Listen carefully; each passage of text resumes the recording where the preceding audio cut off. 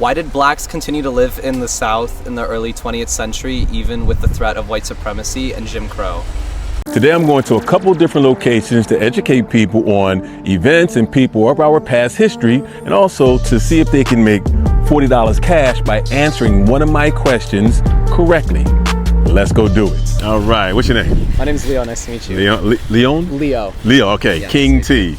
Yeah, All right, nice to so meet you. I have a list of questions here. All right. From 1 to 13, say a number. Once you say a number, you'll read the question. Okay. If you give me the correct answer, I give you $40 cash. All right. And if you don't get it right, you'll read the answer and you'll watch a 90-second video to get more information on it, get more knowledge. So from 1 to 13. 7. All right. 7's been a popular number today. I don't know what's Lucky going number on. 7. I don't know. The other ones weren't like so lucky. Oh, God. All right, so read the question. Okay. Why did blacks continue to live in the South in the early 20th century, even with the threat of white supremacy and Jim Crow? Wow, this is embarrassing. I'm gonna say to fight for their rights in the South for freedom. Okay, I mean it's good. Look, that's good. That's good. So I'll let you read the answer here. Okay. No. Number 7. Okay. Answer. Southern blacks were becoming successful in their trades and entrepreneurship, and their relationships with Southern whites were improving organically. All right. So let me put the video here. Let me see. Where's number 7? 27. In the early 1920s, there were Northern blacks criticizing Southern blacks for living in the South, subjecting themselves and their families to white supremacy. George Schuyler was a prominent Northern journalist who believed much of the disparaging propaganda about the South, about what race relations were like in the South. That is until he himself toured the South in the mid-1920s. 1925, 1926.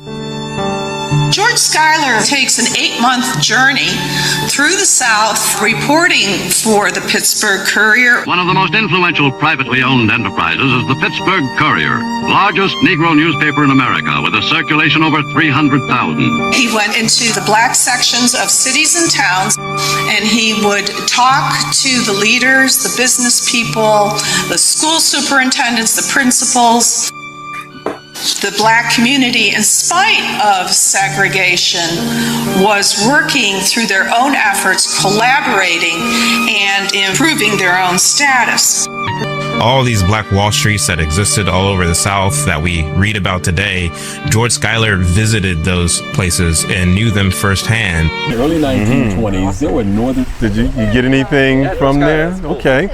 So, because the information that most people have gotten from schools or just hearsay is that the South, that blacks were doing really, really bad in the South after the Civil War, and up until a certain point, the Civil Rights Movement started to come together to try, Civil Rights Movement, they said that they were for equality and equity and all that.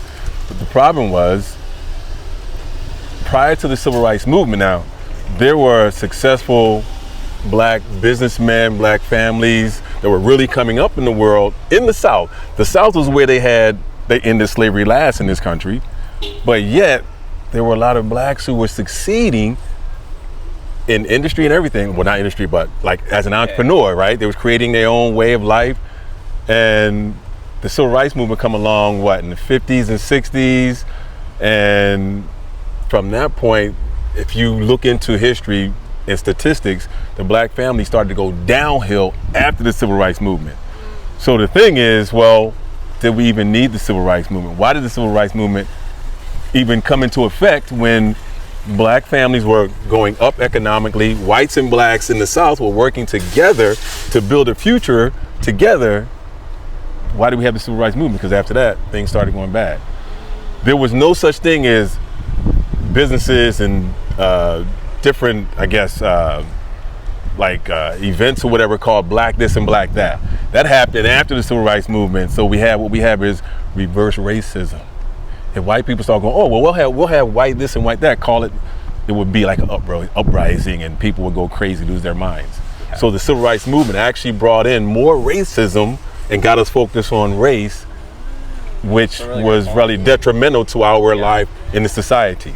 So I'm bringing clarity to people because they're thinking the civil rights movement was actually a good move for us when it actually brought about more deception and more disruption in our society against blacks and whites.